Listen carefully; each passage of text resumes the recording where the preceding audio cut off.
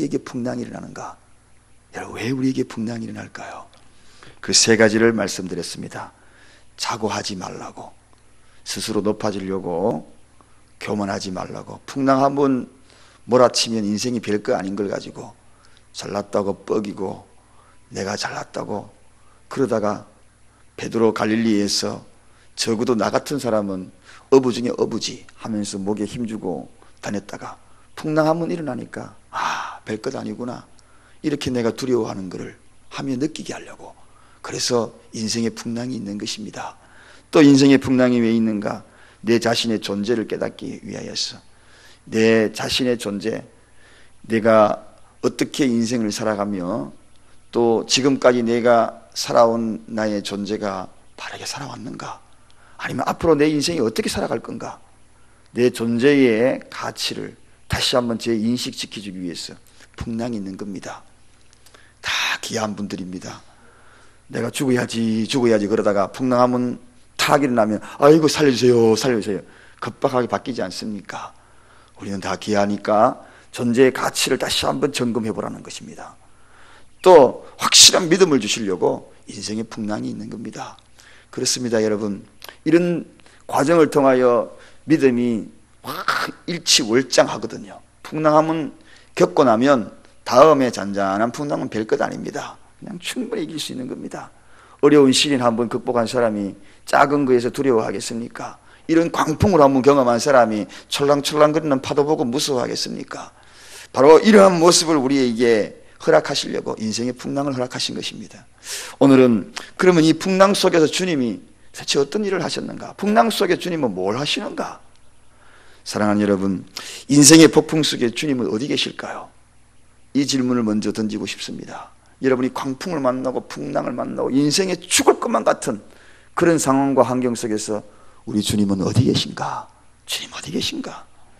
여러분, 지난 시간에 우리가 주님이 그 배 밑창에 배에 함께 타고 계신 그 모습을 지켜보면서 이 질문을 던지면서 오늘은 풍랑 속의 주님이라는 주제를 가지고 말씀을 좀 전하려고자 합니다. 자, 오늘 본문에 보면 우리가 분명히 믿음이 있어요. 믿음 없는 사람이 어디에 있겠습니까? 그런데 오늘 보니까 너희가 어찌 믿음이 없느냐, 그렇게 이야기하고 있습니다. 이 풍랑 속에서 막 무서워하고 두려워하고 떨고 어쩔 줄 몰라가는 제자들에게 예수님이 딱 한마디 던지는 그 말씀은 너희가 어찌하여 믿음이 없느냐, 그렇게 이야기한다는 것입니다. 여러분, 이 믿음이라는 건 뭔가? 한마디로 이야기하면 예수님이 보호하신다는 확신 아닙니까? 살아도 보호하고 죽어도 보호하고, 이게 믿음이거든요. 내가 죽어도 주님 나라에 들어갈 것에 대한 확신성 있는 것이 바로 이 보호. 살아도 보호, 죽어도 보호. 우리 한번 따라 하십시다. 살아도 보호, 죽어도 보호. 이게 믿음입니다. 이게 믿음입니다. 오늘 여기에 특히나 주님이 그 살아도 보호하고 죽어도 보호하면서 또 하나의 감정을 가지고 다가가는 것이 뭔가? 지성과 감정과 의지로서 고백해야 될 것이 뭔가 하면 도움 주신다는 것이 또 믿음입니다. 도움 주실 것이다. 이 상황에서 주님이 도움 주실 것이다. 이게 믿음이거든요. 보호하시면서 반드시 도움의 손길을 주실 것이다. 내 인생의 마지막 생명이 다하여 목숨이 끊어지는 그 순간에 내 영혼을 주님이 잡아주셔서 영원한 안식의 자리로 인도하여 그분의 손으로 나를 이끌고 가실 것이다. 반드시 그게 믿는 겁니다. 세상살이 고달프고 위기가 닥칠지라도 이 풍랑을 잠재우실 분은 오직 주님이시다. 그분의 손을 내가 경험하게 될 것이다. 내가 그분의 손이 나에게 임할 것이다. 이게 바로 믿음이고, 그 믿음 있는 사람이 두려워하겠습니까? 폭풍우가 막 밀려도 주님의 손이 내 시간에 잡아주실 것이다. 그분의 손이 나와 함께 하실 것이다. 보호해 주실 것이다. 이게 믿음이고. 그런데 오늘 이 믿음이 없으니까 예수님이 하시는 말씀이 뭡니까? 너희가 어찌하여 믿음이 없느냐? 이 없다는 표현을 합니다. 여러분, 이 마태복음에서는 믿음이 적은 자들아, 동일한 이 말씀의 내용을 믿음이 적은 자들아 표현을 했는데, 오늘 마가복음에서는 믿음이 없는 자들아 그렇게 이야기합니다. 믿음이 적고 없고, 이것이 오늘 주님이 내용을 구분하고자 하는 이야기가 아닙니다. 이 내용에 있어서는 어찌하여 믿음이 없느냐, 이 차이는 다른 것이 아니라 정말 심하게 한번 꾸짖고 싶다는 것입니다. 정말 혼내고 싶다는 것입니다. 여러분, 인생에 두려움고 그리고 배가 자초하기 직전에도 보호하시고 도움 주실 것이지, 이 믿음이 없으면 정말 꿀밤 집하고 싶다는 것입니다. 정말 혼나고 싶다는 것입니다. 왜 그렇습니까? 기회로 놓치는 것은 믿음이 아니라는 거예요. 예수님이 옆에 계시다는 것입니다. 풍랑 속에서도 내가 있다는 것입니다. 그럼에도 불구하고 그 예수님을 부인한다는 것, 믿음이 적은 자들아, 아니면 믿음이 없는 자들아, 이렇게 평가한다는 것입니다. 여러분, 그렇습니다. 우리가 믿음을 행사할 때에, 다 같이 한번 따라합시다. 믿음을 행사할 때에 기회를 놓치면 책망받는다, 혼난다. 믿음이 지금 예수님 옆에 있을 때, 이때 절호의 찬스, 풍랑 만날 때 절호의 찬스로 삼으시기 바랍니다. 왜? 풍랑 속에 주님이 계시니까. 이때 고백을 해야 정말 인정받는데, 정말 믿음이 훌륭한 자다 인정받는데, 이때 기회를 놓치면 무믿음이 없는 자들아, 에이 그 믿음이 이렇게 없나, 그러면서 혼난다는 것. 믿음이 적은 자야 하고 혼난다는 것입니다. 믿음이 없는 것과 믿음이 적은 것, 그거를 예수님이 많고 적고에 구분하기 위해서 오늘 본문 말씀에 쓴 것이 아닙니다. 이 내용은 좀 혼내고 싶다는 것입니다. 혼내어서 책망하고 싶다는 것입니다. 왜냐하면 이 제자들이 어떤 제자들입니까? 예수님이 지금 앞에 비유들 많이 설명했잖아요. 천국 복음을 다 설명했어요. 그리고 예수님이 앞에서 예수님의 이적과 기적을 보았어요. 그럼에도 불구하고 예수님을, 기회가 왔을 때에 그분을 찾지 않았다는 거예요. 풍랑 속에 계시는 그분을 부르지 않았다는 것입니다. 이게 문제라는 것입니다. 우리는 언제나 풍랑 속에 주님이 함께 하심을 믿으십시다. 그래서 믿음이 없다라고 꾸지람 듣는 것이 아니라, 어찌 이런 믿음이 사랑교회에 이 새벽에 찾은 성도 중에 누가 있었구나, 내가 다시 왔을 때 이런 믿음을 보겠느냐. 믿음이 큰 자여 인정받기를 원합니다. 그래서 신앙의 연수가 더해갈수록 그 기간에 걸맞는 믿음이 되어야 한다는 것입니다. 한마디로 그렇습니다. 여러분, 신앙의 연수가 더해갈수록 그 믿음에 걸맞는 믿음이 되어야 돼. 그래야지 그 믿음을 인정받는 거지요.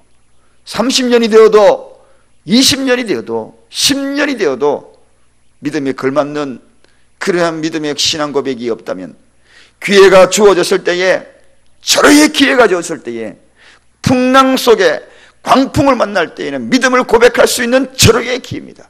이 기회 때에 주님 앞에 인정받아야 해요. 여러분, 인생의 풍랑이 여러분 속에 지금 있습니까? 광풍을 만나고 있습니까? 절호의 기회입니다. 이럴 때에 인정받아야 합니다. 이럴 때에, 수많은 사람들이 그럴 때 인정받아서 인생이 완전히 뒤바뀌었습니다. 그럴 때에 인정받으면 복 받습니다. 하나님이 축복하십니다. 그게 뭐냐? 하나님이 우리에게 허락하시는 시험이라고 이야기합니다. 테스트라고 이야기합니다. 테스트. 사단이 우리에게 주는 템테이션, 유혹이 아니라 이건 테스트입니다.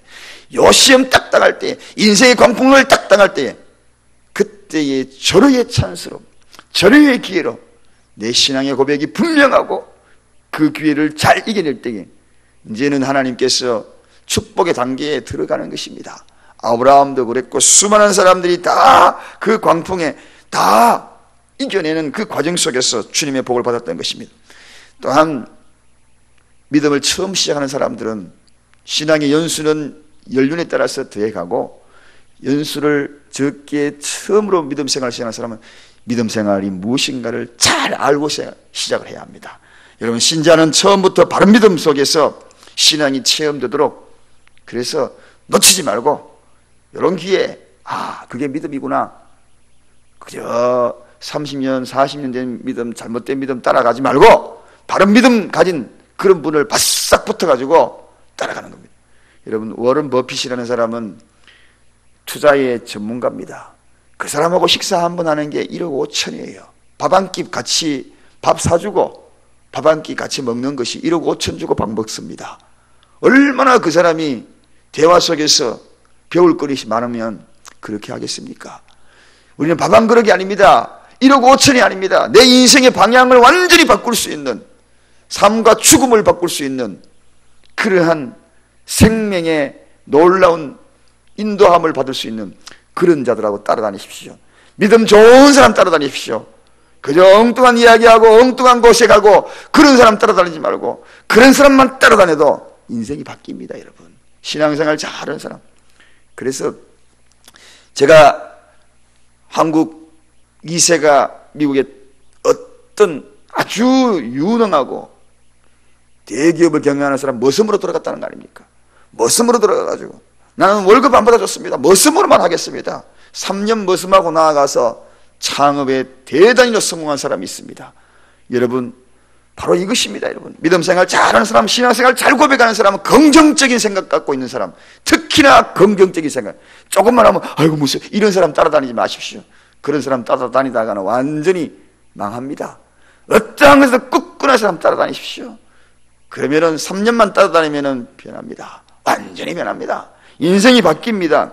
그래서 신앙의 처음부터 바른 신앙 가진 사람을 딱 보면 그게 완전히 인생이 바뀌는 것입니다. 사랑하는 여러분, 풍랑 속에 우리 주님, 어떤 주님이십니까?